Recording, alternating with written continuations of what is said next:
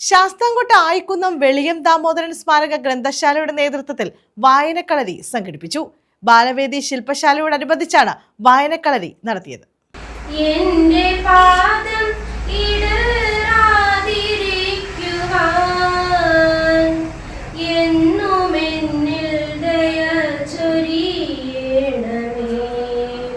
ശാസ്താംകോട്ട ആയിക്കുന്നം വെളിയം ദാമോദരൻ സ്മാരക ഗ്രന്ഥശാലയുടെ നേതൃത്വത്തിലാണ് ബാലവേദി ശില്പശാലയുടെ ഭാഗമായി വായനാ കളരി സംഘടിപ്പിച്ചത്.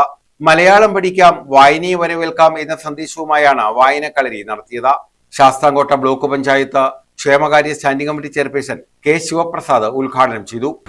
ഏറ്റവും മനോഹരമായി നാനാതരത്തിലുള്ള വിവിധങ്ങളായിട്ടുള്ള പരിപാടികൾ സംഘടിപ്പിക്കുന്ന ലൈബ്രറികളിൽ സാംസ്കാരിക സന്നദ്ധ സംഘടനകളെ സംബന്ധിച്ച് ഞങ്ങൾ സബ്കമ്മിറ്റിയിൽ ചേർത്തിരുന്നപ്പോൾ ഏറ്റവും മുന്നിൽ നിൽക്കുന്നത് നമ്മുടെ ചൂണ്ടാനത്ത് പഞ്ചായത്തിലെ നമ്മുടെ ആയിക്കുന്നത്ത് സ്ഥിതി ചെയ്യുന്ന വിവിധ കലാപരിപാടികളും വായനാ മത്സരങ്ങളും വായനക്കളരി, ബാലവേദി, ഉച്ചകൂട്ടുകാരുടെ അടക്കം പരിപാടികൾ സംഘടിപ്പിച്ചുകൊണ്ട് അവാർഡ് ദാനങ്ങളടക്കം സംഘടിപ്പിക്കുന്ന കാര്യത്തിൽ ശാസ്താംകോട്ട ബ്ലോക്ക് പഞ്ചായത്തിൽ ഏറ്റവും ഒന്നാമത് നിൽക്കുന്നത് ശ്രീ ഗോവിന്ദ് സാറും രാധാകൃഷ്ണനും നേതൃത്വം കൊടുക്കുന്ന ലൈബ്രറി ആണെന്ന് പറയുന്നത് കേട്ടപ്പോൾ വളരെ അഭിമാനം തോന്നി.